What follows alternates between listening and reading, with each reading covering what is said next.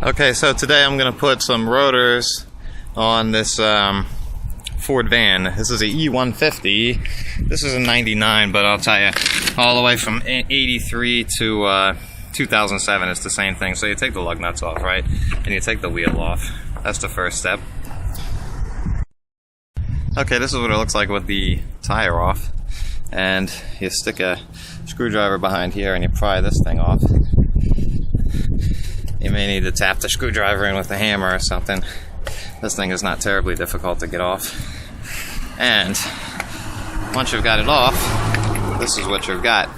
So what you do is you take this cotter pin out, you turn it down, you push it up, it comes out. You might need to tap that with a hammer too. Throw that aside. This thing right here just keeps the bolt from spinning, because as you'll probably notice, this thing is on finger tight. I can almost turn it right now. I'm just going to get a little thing and we're going to take this bolt off.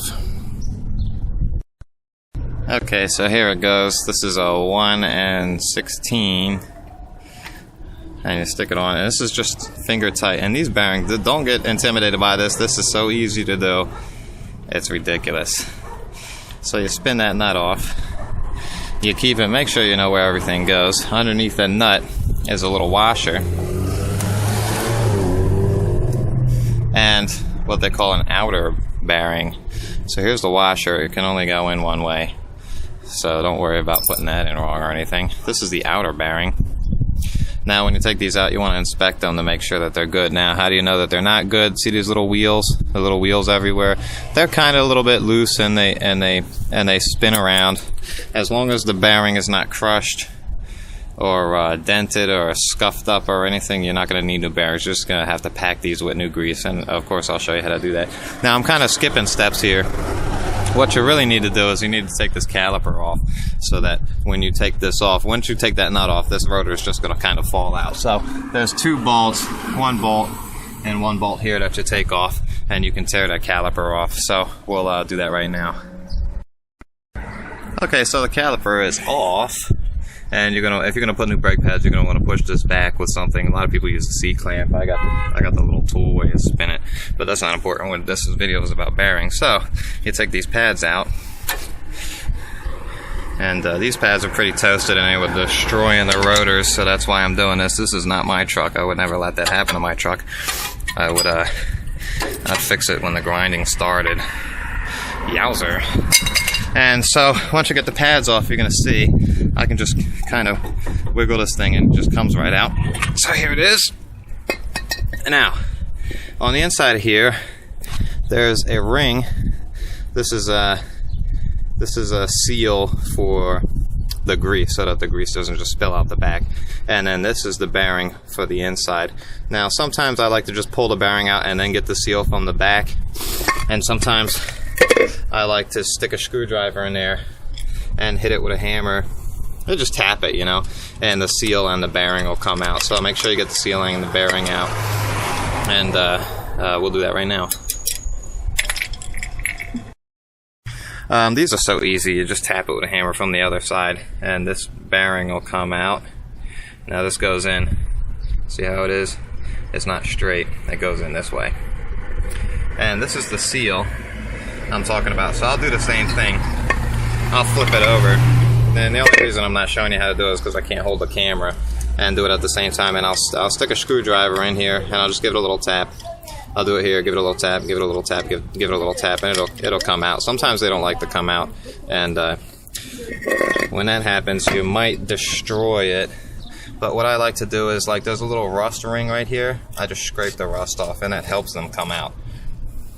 And so you don't have to buy a new one, as long as this thing isn't destroyed or cracked or completely dry rotted, because it is rubber. Then you should be fine. So I just scrape it off like this, and then I'll get it from this side, and I'll just stick it in there, tap, tap, tap, tap, tap, tap. That way you won't break it. So we're gonna take that out right now, and then we're gonna show you how to pack the bearings. Okie dokie. So it's out. Here's what it looks like. It's metal on the inside, a little bit of rubber on the outside, and it just sits in like that. Okie dokie. So here's the grease that you have to use. There's different There's different brands. But when you look, it says NLGI number 2 grade. And that's what you need, number 2 grade. This is like high temperature, and that's good stuff. So, and it comes in, sometimes it's red, sometimes it's doo-doo brown like this one.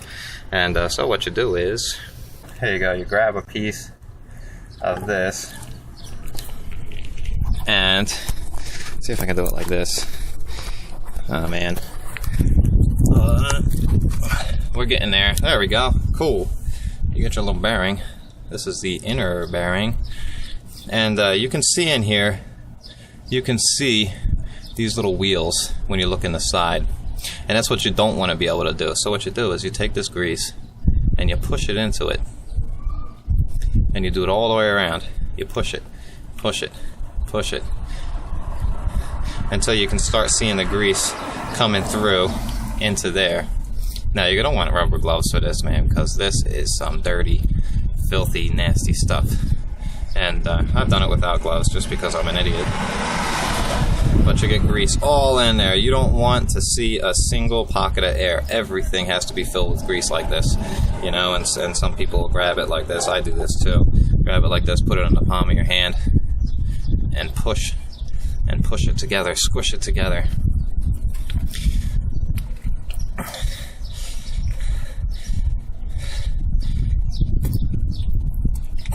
Alright, and there's grease in every single one of these crevices, every single little piece, there's grease, and I just overdo it. You can't use enough of this stuff, man. And you just stick it on, man. This stuff is gonna keep this bearing running for a very long time. These bearings are like 100,000 miles, if not more than that, you know, if they're properly maintained. You might have to do this every now and then, just repack your bearings. So here it is. And like I said, these things are not like cylinders, they're concave, so the part that goes in.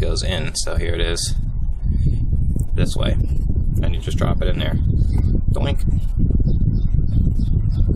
Have a nice day. You can see that, right? Yes. And I like to put grease, man, inside of here so that there's no, and you push it in so that the bubbles come out. You don't want any air in there, you just want grease because this is a moving part. So, now that I've got grease everywhere, you put your grease seal back. So now there's grease everywhere, I grab my seal, doink, and you throw it on there. And then, you're going to want to just tap it with a hammer. It's my hammer. Here's a hammer. And you just tap it, tap, tap, tap, tap, tap, tap, tap, tap, tap, tap, tap, tap, tap. Get it in there so that it's nice and tight. Some people take a screwdriver like this on the corners, on the edges, and just give it one little tap, you know, on the corners, and that'll make sure you're getting a really sweet seal. All right. So the next step is, as far as I'm concerned, is I like to pack the outer bearing because I still have the gloves on and they're still filthy. So you do the exact same thing. You grab some stuff, you push it, push it, push it, push it, push it, push it.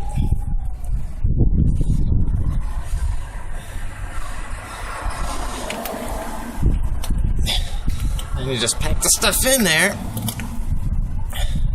And that looks pretty good already. See those little pieces where it's not quite filled up? You gotta fill all these pieces up because these bearings will fail if they're not completely greased up. And next step is you throw your rotor on.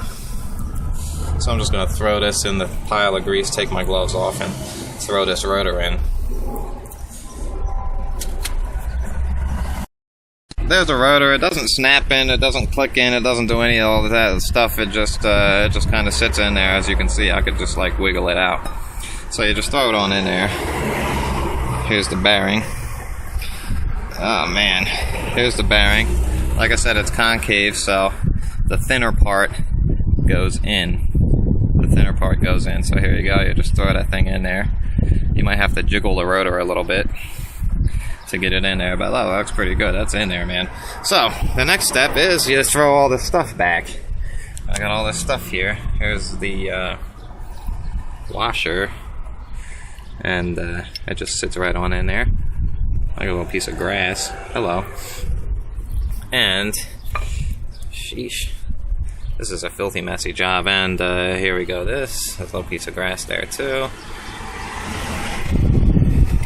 So, and this is important too. This part is fairly important so that you get everything working right. You throw that on there. You get your little 1 1/16 thingy. I know it's called a socket. Thingy is just as good. And you stick it on there pretty tight. And just pull it, and then you spin the rotor. So what happens here is it's putting all the grease where it needs to be. So you just pull it, you pull it up, you pull it around. You make sure it's not grinding or making any weird noises. This one definitely isn't. And you just do this a few times. I do it quite a bit, really, just to make sure that everything is okay. Because these are customers' cars. This isn't my car, and if she drives it, she's not going to know if something's wrong. I would know, but she won't know. Then you take this off again. You loosen it back up. You tighten it back again. Do the same thing. Spin it around a couple times. Both ways. A lot of people like to spin this when they're tightening it, but you know, that doesn't really do anything for me. Now this, when you're finished, it should be hand tight. This is like maybe 17 or 19 inch-pounds, which is like just turning it. And that's where it has to be at right there. So just make sure that I got that right. It's just hand tight. Because if you do it too tight, you're going to crush the bearings and they're not going to work. You're going to get a crazy grinding sound, and you're just going to break your bearings, and it's not going to be any good for anybody. You stick this little cap back on.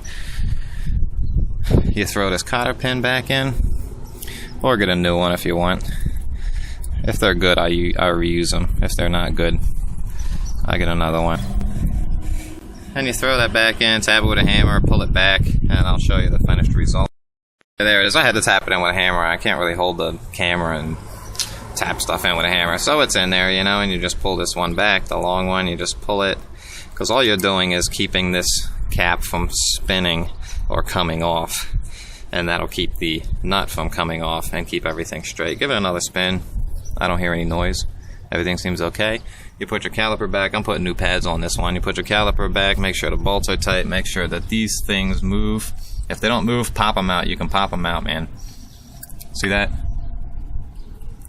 Put some grease on them. Put them back. This kind of grease works. Lithium grease works. A lot of different grease works. Any kind of grease. As long as these things are moving fine, then you're fine. You stick all this back, put the wheel back. Have a nice day. And that's how you put new rotors or new bearings or pack your bearings on a Ford van. Thanks.